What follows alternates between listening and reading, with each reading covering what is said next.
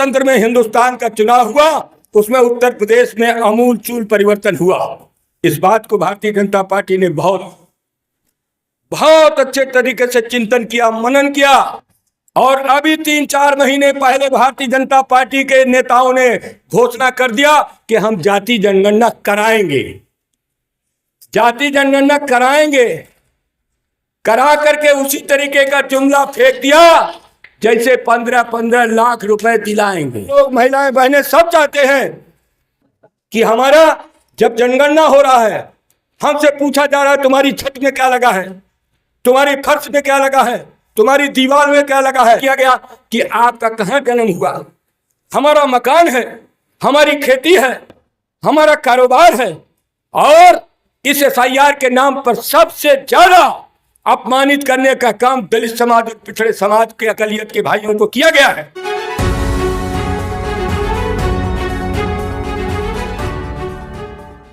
मैं धन्यवाद देना चाहता हूं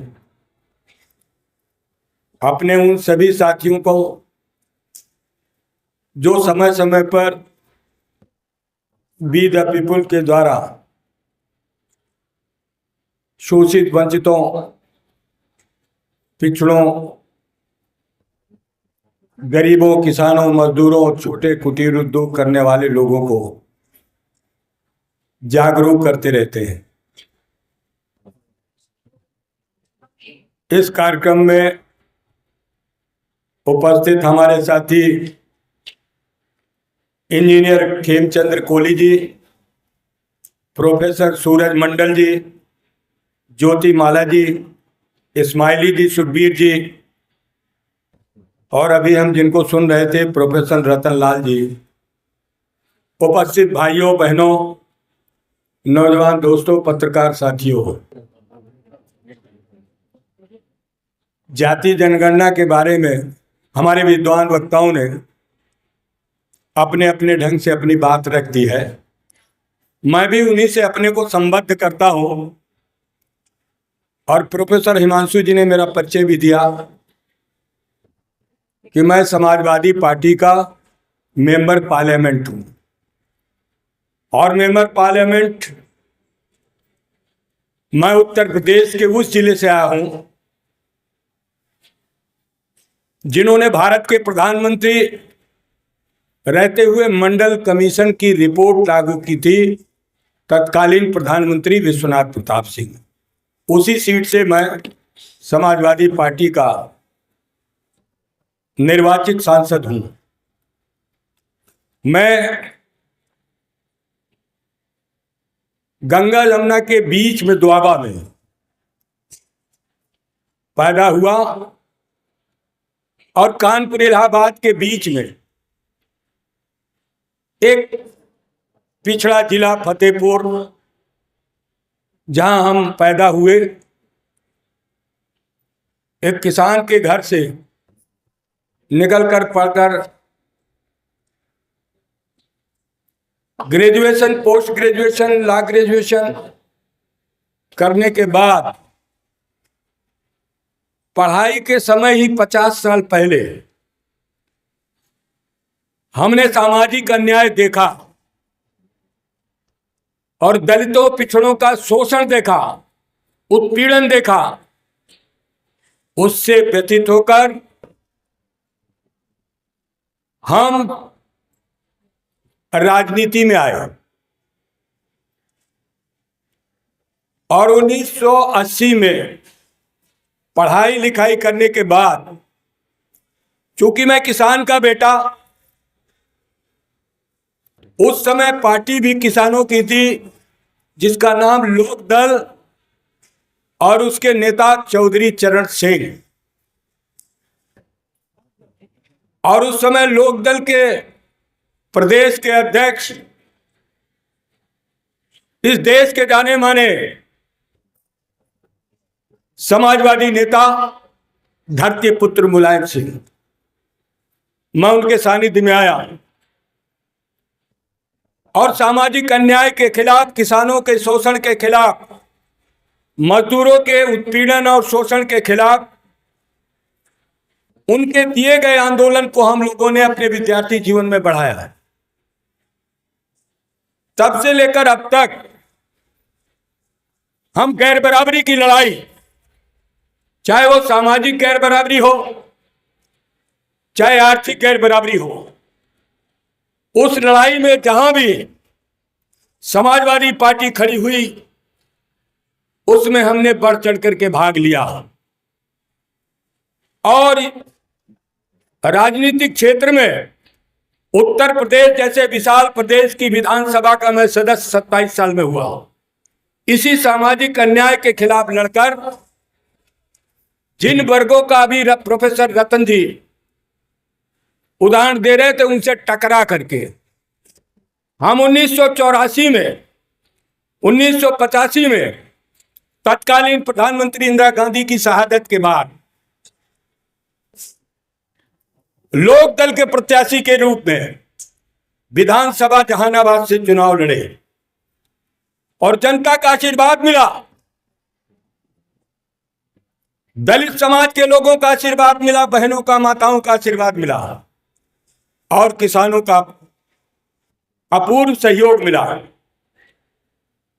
और हमने उस समय की जो हुकूमत थी उसको हरा करके हमने सामाजिक न्याय का झंडा 1984-85 में गाड़ा। और उसके बाद 1989 में जब देश की संपूर्ण पार्टियां जनता दल के रूप में आई, जनता दल का मैं विधानसभा का प्रत्याशी बनकर धरती पुत्र मुलायम सिंह के आशीर्वाद से मैं विधानसभा का सदस्य बना दोबारा। और उसके बाद उत्तर प्रदेश के मंत्रिमंडल में मैं माननीय मुलायम सिंह यादव के साथ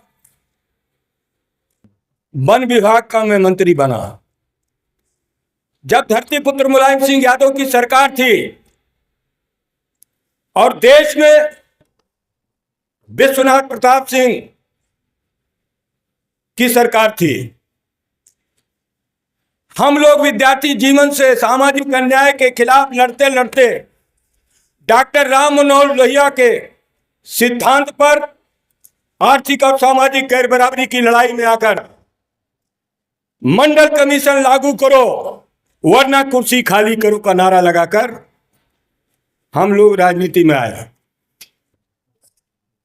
और राजनीति में काम करते करते 18 वर्ष उत्तर प्रदेश की विधान परिषद में 3 मरतबा में धरती पुत्र मुलायम सिंह के आशीर्वाद से और समाजवादी पार्टी के आज के राष्ट्रीय अध्यक्ष अखिलेश यादव जी की कृपा से और आप सबके आशीर्वाद से मैं उत्तर प्रदेश के विधान परिषद में 18 वर्ष तक मैं विधान परिषद का सदस्य बना। और जब जब मुझे उत्तर प्रदेश की विधानसभा में या विधान परिषद में बोलने का मौका मिला तो मेरा पहला एजेंडा सामाजिक न्याय ही रहा। आज से 5 वर्ष पहले कोहली साहब, आप भी समाजवादी पार्टी में थे, मैंने विधान परिषद के अंदर जाति जनगणना कराओ आज के मुख्यमंत्री के सामने, जो उत्तर प्रदेश का मुख्यमंत्री है, कहा जाति जनगणना कराओ। और हमारे नेता अखिलेश यादव ने धरती पुत्र मुलायम सिंह यादव के छेड़े गए आंदोलन में कि इस देश में जातियों की जनगणना बहुत जरूरी है, क्योंकि इस देश में सबसे ज्यादा दलित और पिछड़े समाज के लोगों की संख्या है और इतनी बड़ी संख्या के लोगों के साथ लगातार आजादी के पहले और आजादी के बाद अन्याय होता चला जा रहा है और हमको हक और अधिकार से वंचित किया जा रहा है। जाति जनगणना जरूरी है, उसके बारे में आप सब लोग जानते हैं, मुझे कोई बात अलग से नहीं करना है। हमने विधान परिषद के अंदर जो आज फॉर्मेट है आपके पास जाति जनगणना का, और मुझे एक उत्तर प्रदेश के ही वरिष्ठ आईएएस ने फॉर्म दिया था जो आज फॉर्म लॉन्च हुआ है, उसको लेकर मैंने कहा, सरकार से कहा कि हम 33 चीजों को जनगणना में बताएंगे। हमारी जनगणना हर 10 वर्ष में होती है। 2011 में जनगणना हुई और 2011 के बाद जाति जनगणना तो छोड़िए, जनगणना नहीं हुआ, जानबूझ करके जनगणना कराने से रोका गया। जब हम लोग विधानसभा और विधान परिषद में पूरी तरीके से ताकत के साथ कहा कि जाति जनगणना कराओ, जिसकी जितनी संख्या भारी उसकी उतनी हिस्सेदारी, सामाजिक अन्याय नहीं होने देंगे, हम किसानों की फसल की लूट नहीं होने देंगे, हम मजदूरों के परिश्रम की लूट नहीं होने देंगे, हम माताओं बहनों के सम्मान को किसी भी तरीके से आप उनके सामने हम उनका सम्मान करेंगे। और इन विषय को लेकर समाजवादी पार्टी पिछले कई चुनाव में इस बात को दोहराती आई कि जाति जनगणना जरूरी इसलिए है कि भाई हम लोग आपस में भी कुछ ऐसे लोग हम सबको लड़ा देते हैं कि तुम्हारी संख्या ज्यादा है, तुम क्यों नहीं लड़ जाते, और हमें लड़ा देते हैं। इसीलिए समाजवादी पार्टी ने सोचा कि सबकी जातियों की जनगणना हो जाए और उन जातियों की जनगणना के अनुपात में उनको, उस रेशियो में उनको हक और सम्मान मिले। ये समाजवादी पार्टी ने आंदोलन शुरू किया और उसी का परिणाम है कि 2024 के चुनाव में उत्तर प्रदेश में इंडिया गठबंधन 44 सीटें, 80 में 44 सीटें जीत कर आया।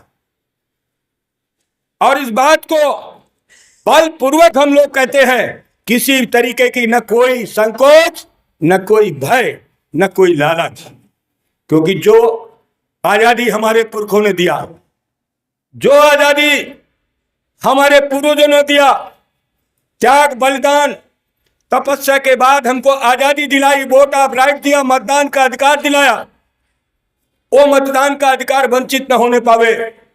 हम संपूर्ण लोग बाबा साहब भीमराव अंबेडकर के द्वारा बनाए गए संविधान के अनुरूप काम करें और उसमें उद्धृत जो हक है, जो अधिकार है, वो अधिकार हमको मिले। इस बात के लिए हम लोग राजनीति में आए।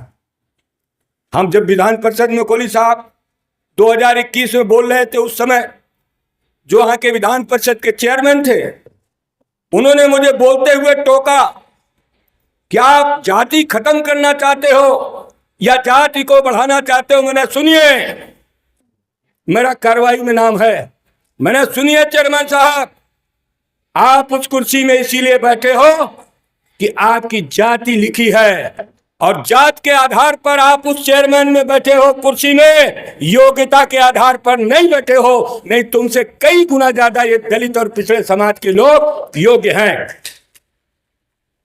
उन्होंने फिर मुझे उलझाया। मैंने कहा माफ करिए, मेरी आपसे थोड़ी सी उम्र कम है, मैं भी किसान का बेटा हूं, तुम जमींदार के बेटे हो सकते हो, तुम बड़े रियासत के मालिक हो सकते हो, तुम तथाकथित बड़ी जाति के हो सकते हो, लेकिन मेरी आवाज को तुम दबा नहीं सकते। और क्यों जरूरी है? जब हम पैदा होते हैं तो सवेरे कुटुंब रजिस्टर में सबके लिखा जाता है कि खेमचंद कोहली, हिमांशु सिंह या प्रोफेसर रतन कुमार या नरेश उत्तम पटेल, संजय सिंह, सबकी जाति लिखी जाती है। सवेरे जहां भी कुटुंब रजिस्टर होता है, पैदा होते ही हमारी जाति उसमें दर्ज कर दी जाती है। तो मैंने कहा, जब हमारी जाति हमारे पैदा होने पर तत्काल निर्धारित की गई, तो वो जाति को गिनना क्यों नहीं गिनना चाहते हो? गिनो और सबको बराबर का हक दिलाओ। वो शांत हो गए। तब से लेकर अब लगातार हम बड़े बड़े किसान सम्मेलनों में, मजदूर सम्मेलनों में, कुटीर उद्योगों के कारोबारियों के सामने बोलते हैं कि जाति जनगणना इसलिए जरूरी है कि आने वाले समय में हमारे बच्चों का भविष्य अच्छा हो जाए। हम नरक की जिंदगी में जिए, लेकिन हमारे बच्चे नरक में न जिए। इसके लिए हमको त्याग, तपस्या और संघर्ष करना है और जाति जनगणना करना है। हमने भारत की पार्लियामेंट के अंदर जब हम जीत कर आए 2024 में, भी 1.5 साल पहले, सर्वप्रथम हम लोगों ने जाति जनगणना की बात किया और जाति जनगणना कराओ, जाति गणना कराओ। इस बात को भारतीय जनता पार्टी ने सोचा और समझा कि समाजवादी पार्टी या इंडिया गठबंधन जाति जनगणना कराओ, संविधान बचाओ, किसानों की फसल की लूट बचाओ, महिलाओं का सम्मान बचाओ, इन बातों को लेकर जो 2024 में लोकतंत्र में दुनिया के सबसे बड़े लोकतंत्र में हिंदुस्तान का चुनाव हुआ, उसमें उत्तर प्रदेश में आमूलचूल परिवर्तन हुआ। इस बात को भारतीय जनता पार्टी ने बहुत अच्छे तरीके से चिंतन किया, मनन किया। और अभी 3-4 महीने पहले भारतीय जनता पार्टी के नेताओं ने घोषणा कर दिया कि हम जाति जनगणना कराएंगे, जाति जनगणना कराएंगे। करा करके उसी तरीके का जुमला फेंक दिया जैसे 15-15 लाख रुपए दिलाएंगे। यही तो 2024 के पहले कहा, 14 के पहले कहा कि हम सबको 15-15 लाख रुपए दिलाएंगे, सबको हम 90 दिन के अंदर महंगाई खत्म करके सस्ता माल दिलाएंगे। यही तो कहा भारतीय जनता पार्टी ने। और जब ये जान गए कि ये मुद्दा बहुत बर्निंग टॉपिक है, इस पर पिछड़ी जातियों के लोग, दलित समाज के लोग, हमारी माताएं बहनें, गरीब लोग संगठित होकर के हमारे खिलाफ वोट डाल देंगे, तब एक जुमला फेंक दिया कि जाति जनगणना कराएंगे। लेकिन वो जाति जनगणना कराने की भावना नहीं है, और नहीं तो ये कार्यक्रम करने की जरूरत नहीं होती। जब जनगणना कराने की बात कर दिया तो उसमें केवल एक कॉलम ही तो लिखना है कि हमको आप किस वर्ग से आते हैं, किस जाति से आते हैं। आप पहले जनगणना कराने की बात कर रहे हैं, अभी 2 साल जनगणना कराएंगे, और जाति जनगणना कब कराएंगे कुछ नहीं आता पता। ये बात हमने लोकसभा के अंदर कहा और लगातार सरकार के ऊपर दबाव डाला। जन समर्थन पूरे देश का है, पूरे देश के दलित समाज के लोग, पिछड़े समाज के लोग, गरीब समाज के लोग, महिलाएं बहनें सब चाहते हैं कि हमारा जब जनगणना हो रहा है, हमसे पूछा जा रहा है तुम्हारी छत में क्या लगा है, तुम्हारी फर्श में क्या लगा है, तुम्हारी दीवार में क्या लगा है, तुम्हारे रसोई घर में क्या है, तुम्हारे शौचालय में क्या है, तुम्हारे चलने के लिए क्या है, तुम्हारे खाना बनाने के लिए क्या है। हर चीज का आपको ब्यौरा देना है, केवल जाति का ब्यौरा नहीं देना है। अभी हमारे कई साथियों ने कहा कि आप पशुओं की जनगणना कराओ, आप किसी तरीके की जनगणना वो उनकी गणना कराते हो, लेकिन इंसान किस जाति में पैदा हुआ जब उसकी रजिस्टर में लिखी हुई जाति है तो क्यों नहीं कराते हो। और ये तो कराना ही पड़ेगा, क्योंकि हिंदुस्तान का पिछड़ा समाज भी जागरूक हुआ है, और इसीलिए भारतीय जनता पार्टी एनडीए की सीटें लगातार कम हुई हैं। और 2027 में उत्तर प्रदेश के अंदर से ही ये लड़ाई जीत में बदलेगी और उत्तर प्रदेश में इंडिया गठबंधन की सरकार हो। आप सबका आशीर्वाद चाहिए। और ये बात मैं और लंबी न करते हुए इतना कहना चाहता हूं कि अभी SIR, अभी मतदाता सूची गहन पुनरीक्षण किया। हम गरीब लोगों को, हम अनपढ़ लोगों को, हम कम पढ़े लिखे लोगों को परेशान किया गया कि आपका कहाँ जन्म हुआ। हमारा मकान है, हमारी खेती है, हमारा कारोबार है, और इस SIR के नाम पर सबसे ज्यादा अपमानित करने का काम दलित समाज और पिछड़े समाज के अकलियत के भाइयों को किया गया है, जानबूझ करके कि इनके वोट को किसी तरीके से घटाओ। नहीं, ये तो हमको हटा देंगे। इसीलिए चुनाव आयोग को भी इन्होंने अपने साथ करके जनता को परेशान करने का काम किया है। मैं भी आप सबसे कहना चाहता हूं, आप लोगों ने मतदाता सूची गहन पुनरीक्षण में भाग लिया होगा, अपना मतदाता सूची में अपना नाम अंकित कराया होगा। अगर किसी भाई बहन का मतदाता सूची में नाम अंकित न हो तो अभी भी टाइम है, अपना मतदाता सूची में अपना नाम चेक करो, क्योंकि ये सूची बनाते हैं और बाद में डिलीट कर देते हैं, उसको हटा देते हैं। इसलिए सबको सजग रहने की जरूरत है। भाषण बहुत दिए जाएंगे, लेकिन धरती में काम करना बहुत कठिन काम है, बहुत कठिन काम है। और इस काम को करने के लिए प्रत्येक आदमी को मतदाता सूची में अपना नाम चेक करना होगा। कोहली साहब, इस गलतफहमी में मत रहना कि हमारा तो नाम पहले भी था, अभी भी हमने BLO को दे दिया है। ये वो लोग हैं कि मतदान के दिन आपका नाम कटा हुआ मिलेगा।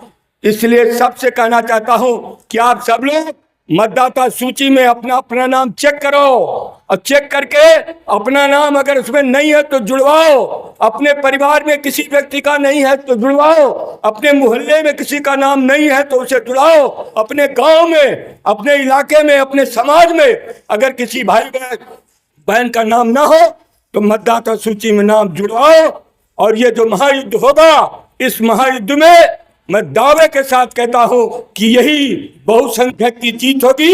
इसी देश में आपका राज्य बनेगा, आपकी हुकूमत बनेगी।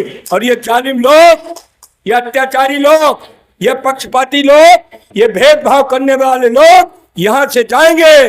कमाने वाला खाएगा और लूटने वाला जाएगा। ये नारा लगा करके आप काम करना, विजयश्री आपके हाथ में होगी। इन शुभकामनाओं के साथ मैं आप सबका धन्यवाद देता हूं और वी द पीपुल के लोगों को भी धन्यवाद देता हूं कि आप सब लोगों ने इतना शानदार कार्यक्रम किया और यहां बुलाकर हमको भी अपनी बात कहने का मौका दिया। बहुत बहुत धन्यवाद। जय भारत, जय समाजवाद।